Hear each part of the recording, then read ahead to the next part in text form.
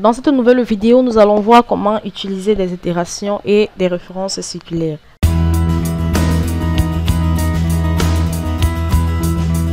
Un problème commercial courant consiste à calculer une contribution au régime de participation aux bénéfices sous forme de pourcentage de bénéfices nets d'une entreprise.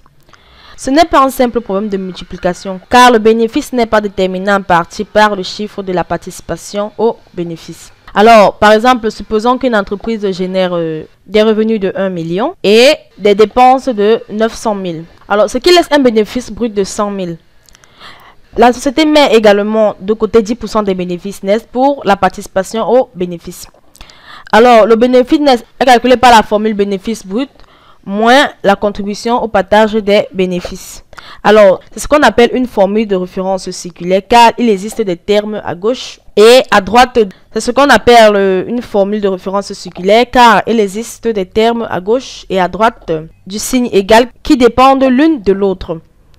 Plus précisément, la contribution des partages des bénéfices est calculée à l'aide de la formule des bénéfices nets multipliés par 0,1. Alors, une façon de résoudre une telle formule est de deviner une réponse et de voir à quel point vous vous en rapprochez. Alors, par exemple, dans la mesure où la participation au bénéfice doit représenter 10% des bénéfices nets, une bonne première hypothèse peut être de 10% des bénéfices bruts ou tout simplement de 10 000. Alors, si vous branchez ce nombre dans la formule, vous obtenez un bénéfice net de 90 000. Cependant, ce n'est pas correct car 10% des 90 000 représente 9 000. Par conséquent, la participation au bénéfice est réduite de 100. Par conséquent, la participation au bénéfice est réduite de 1000.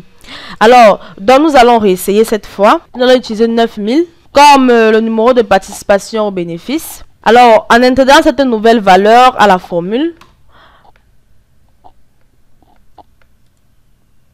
alors nous allons réessayer cette fois si nous utilisons 9000 comme contribution au partage des bénéfices. Alors, en intégrant cette nouvelle formule, vous réalisez que vous avez plutôt un bénéfice net de 91 000. Ce chiffre se traduit par une contribution de partage de bénéfices de 9100, soit une réduction de $100 seulement. Alors, si vous continuez ce processus, vos hypothèses de partage de profil se rapprocheront de la valeur calculée. Alors, ce processus s'appelle la convergence. Lorsque les hypothèses sont suffisamment proches, disons à $1 près, vous pouvez vous féliciter de trouver la solution. Alors, nous appelons ce processus tout simplement l'itération. Alors, bien sûr que vous n'allez pas dépenser votre argent durement gagné, ni celui de votre entreprise sur un ordinateur. Vous pouviez donc faire ce genre de choses à la main. Alors, Excel simplifie les calculs d'itération. Alors, nous avons cette feuille de calcul qui affiche une référence circulaire.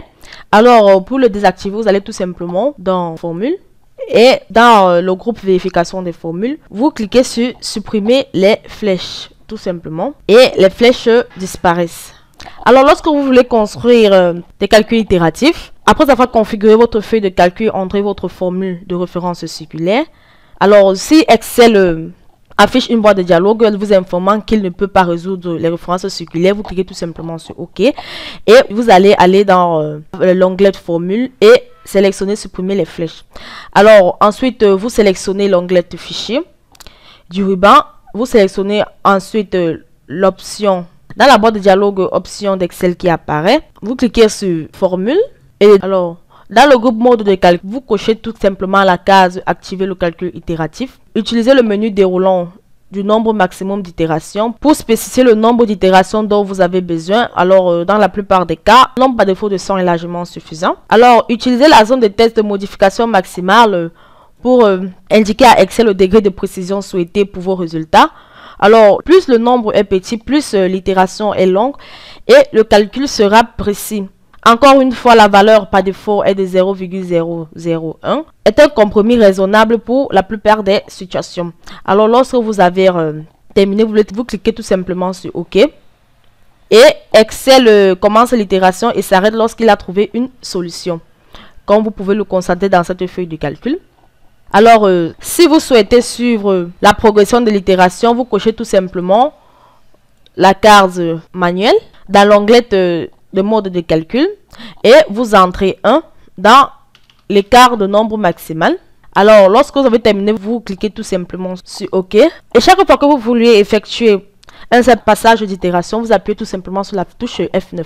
Alors, j'espère que vous avez aimé cette vidéo de l'entreprise Excel Pro, entreprise spécialisée dans les prestations de services Microsoft Excel.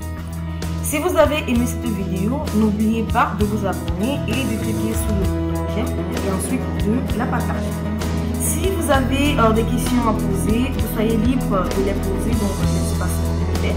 Nous allons nous retrouver très prochainement dans une nouvelle vidéo.